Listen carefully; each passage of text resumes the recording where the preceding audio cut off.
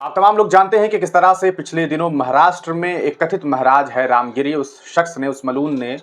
हुजूर सल्लल्लाहु अलैहि वसल्लम की शान में गुस्ताखी भरी बात की। आप तमाम लोग जानते हैं कि मुसलमानों के लिए कितना गम और गुस्से की बात होती है कि उनके नबी के खिलाफ कोई अमर्यादित बात की जाए। एक मुसलमान सब कुछ कबूल कर सकता है, लेकिन ये कभी कबूल नहीं कर सकता कि उनके नबी के खिलाफ, उनके नबी को लेकर के कोई आपत्तिजनक बातें की जाए। लेकिन इसी हिंदुस्तान में, जिस मुल्क में संविधान है, जो मुल्क संविधान से चलता है, उसी मुल्क में एक कथित महाराज एक सम्मेलन में जाता है जहां उसे हिंदू धर्म के बारे में बताना चाहिए, वहां वो नहीं बता करके मुसलमानों के खिलाफ उल्टी सीधी बातें करता है, इस्लाम के खिलाफ उल्टी सीधी बातें करता है और हमारे और आपके पैगंबर मोहम्मद सल्लल्लाहु अलैहि वसल्लम की शान में गुस्ताखी भरी बात करता है। लेकिन अभी तक उस शख्स की गिरफ्तारी नहीं हो पाई है। दर्जनों एफआईआर दर्ज करवाए गए हैं, लोग सड़कों पर उतर करके आंदोलन कर रहे हैं और यही वजह है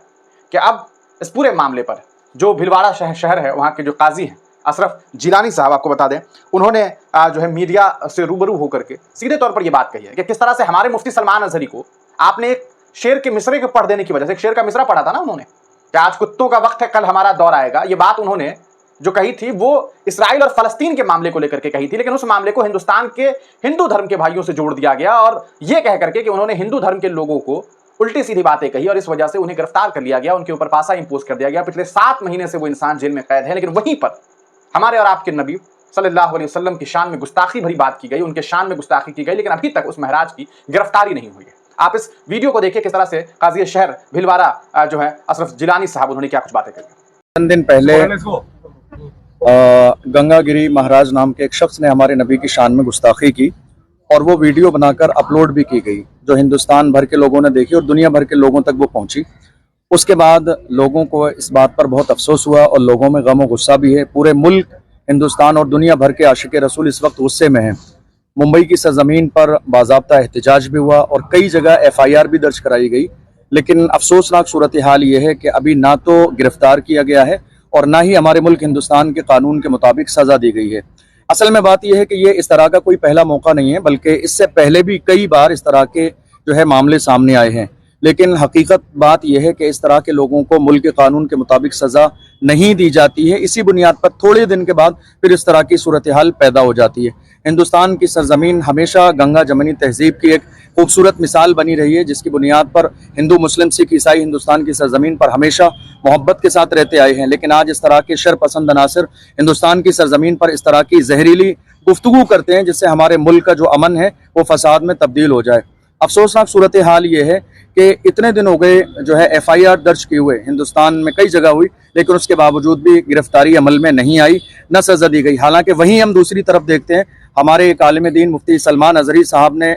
एक शेर पढ़ा जिसमें किसी को खास नहीं किया, किसी खास बंदे का नाम नहीं लिया, लेकिन फिर भी उसके बावजूद उन्हें गिरफ्तार किया गया और 6 महीने से ज़्यादा हो गए वो जेल में है, सलाखों के पीछे हैं और उनको रिहा भी नहीं किया जा रहा है। इसके बावजूद भी दूसरी तरफ एक बंदे ने खुलकर हुजूर की शान में गुस्ताखी की और इतने भद्दे जुमलों का इस्तेमाल किया कि हम दोबारा उन जुमलों को अपनी जबान पर भी ला नहीं सकते। इसीलिए आज हमारे शहर भीलवाड़ा के मुअज़्ज़ज़ तमाम उलमा इकराम, तमाम हमारे भाई इस वक्त कलेक्ट्री में मौजूद हैं और हम आए थे ज्ञापन देने के लिए। हमने सरकार से ये मुतालबा किया, हुकूमत हिंद से ये मुतालबा किया है कि जल्द से जल्द इस मसले पर संजीदगी के साथ गौर किया जाए और उस शख्स को जिसने हमारे नबी की शान में गुस्ताखी की है गिरफ्तार किया जाए और मुल्क के कानून के मुताबिक सज़ा दी जाए। और हमें उम्मीद है हिंदुस्तान के कानून पर अदल इंसाफ के साथ कि हमें जो है इंशाअल्लाह इस मौके पर जो है अदल इंसाफ भी मिलेगा और हमारी बात पर सरकार तवज्जो देगी और संजीदगी के साथ इस पर गौर भी करेगी। तो दोस्तों, आपने सुना अशरफ जिलानी अजहरी साहब को कि किस तरह से उन्होंने सीधे तौर पर उस व्यक्ति की गिरफ्तारी की मांग की है।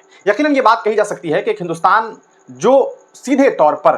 जो है, जहां पर प्रशासनिक व्यवस्था है, वहां पर इस तरह की बातें अगर कोई व्यक्ति कर रहा है और उसकी गिरफ्तारी नहीं हो रही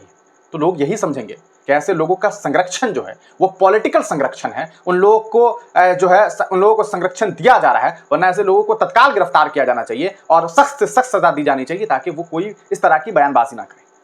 कहा जा सकता है, अल्लाह न करे ऐसा हो कि अगर इस वजह से कोई मुसलमान काफ़ी गुस्से में आ जाता है, कोई उल्टी सीधी हरकत कर देता है। हालांकि हम तमाम लोगों से अपील करते हैं, आप तमाम लोगों से, कि किसी भी तरह से ऐसा कोई काम नहीं करना है जिसकी वजह से कानून व्यवस्था जो है चरमराए, आपके ऊपर आवाज़ उठे। आप तमाम लोगों से हमारी अपील है, शांतिपूर्वक तरीके से अपनी बात रखिए। अगर आप सोशल मीडिया का इस्तेमाल करते हैं, ट्विटर, फेसबुक, यूट्यूब, तो वहाँ पर अपना हैशटैग का इस्तेमाल कीजिए। आप हैशटैग में सीधे तौर पर लिखिए कि अरेस्ट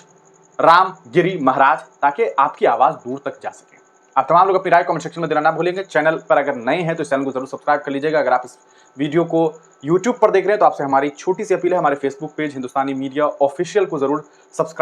फॉलो कर लीजिएगा, क्योंकि हमारा वो नया पेज है, पुराना पेज हमारा बुरी तरीके से बर्बाद हो चुका है, जिस पर लगभग 1 लाख के आसपास फॉलोअर है, लेकिन इस पेज पर सिर्फ 3000 फॉलोअर है। आपसे हमारी अपील है कि इस पेज को जरूर फॉलो कर लीजिएगा। तमाम लोगों का वीडियो देखने के लिए बहुत बहुत शुक्रिया।